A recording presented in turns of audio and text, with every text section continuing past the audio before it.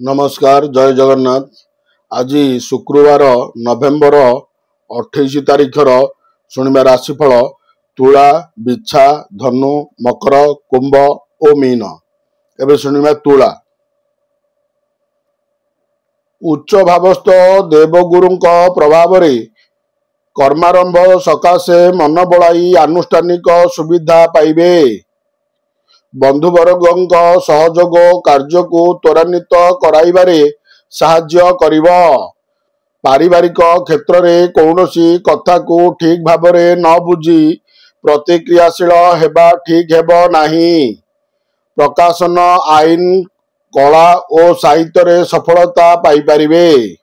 बिछा राशि रे तीनोटी पापग्रह अवस्थान करुथिबारु आपणक चिंताधारा और कार्यकलाप शृंखलित न होई पारे।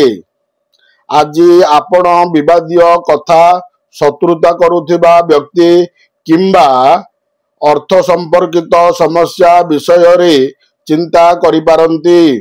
पारिवारिक क्षेत्र रे आत्मीय मानक प्रतिरोध काम को विशृंखलित करिबार सूचना रहिछि। धनु बंधुक स्नेह पारिवारिक आदर अर्थ लाभ सांग को संतान सुख प्राप्ति प्रदान करिब। शिल्प वाणिज्य व्यवसाय एवं बंधुक सह आलोचना सकाशे दिनटी शुभप्रद रहिब। बकेया टंका पाइबार मार्ग सुगम होई जिव। कृति और कृतित्व सांग को आपणक दक्षता कर्मक्षेत्र और सामाजिक स्थिति को उन्नत कराइब।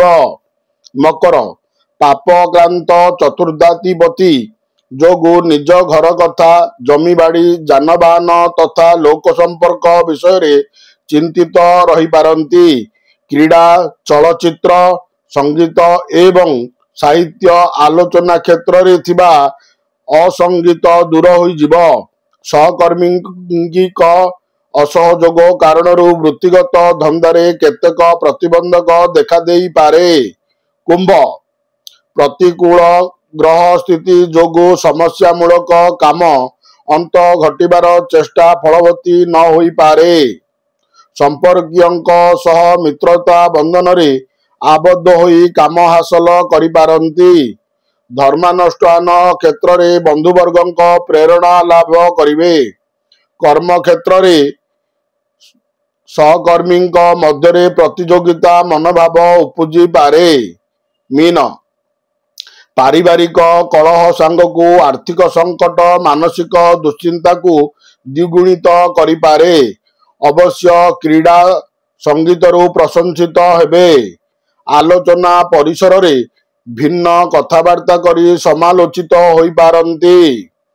भल संपर्क थिबा बंधु निजर सुविधा हासिल करिवा सकाशे आपणकु असुविधा रे पकाई पारंती। जय जगन्नाथ।